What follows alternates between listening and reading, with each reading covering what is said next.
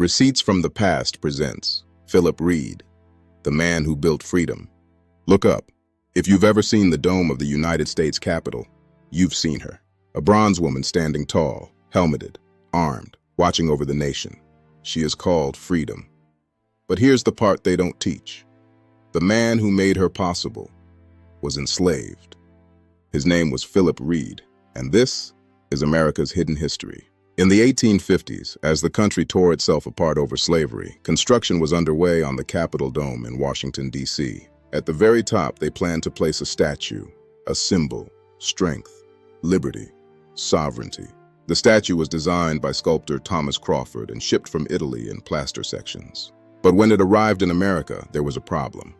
The plaster model had been assembled in one solid piece. No one could figure out how to separate it without destroying it. If they couldn't separate it, they couldn't cast it in bronze. And if they couldn't cast it, there would be no freedom atop the Capitol. At the foundry where the statue was being cast worked an enslaved man named Philip Reid. He was owned by the foundry's operator, Clark Mills. But Reid was not just labor. He was highly skilled.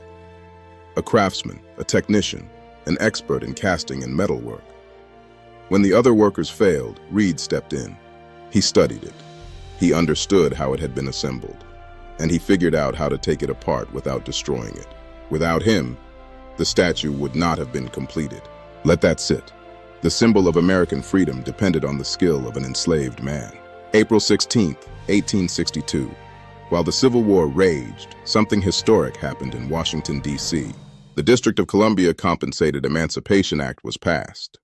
Enslaved people in the nation's capital were freed. Philip Reid was no longer property. He was a free man. And here's the receipt. When the bronze casting was completed in 1862 and 1863, Philip Reid was paid. Government records show he earned wages for his skilled labor. The same hands that had worked without pay were now compensated. Freedom helped build freedom. Think about the timing. The statue was hoisted into place on December 2, 1863. The Civil War was still raging. Black men were fighting for a country that had enslaved them. And at the very top of the Capitol Dome stood a bronze woman called Freedom, made possible by a man who had just been freed.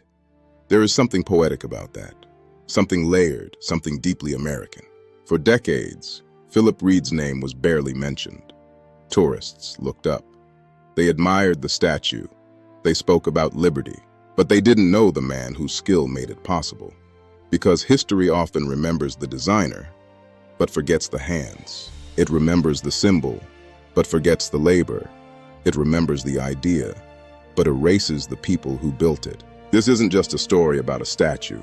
It's a story about America itself, built by enslaved hands, shaped by skilled black labor, powered by people denied freedom, who still created it for others.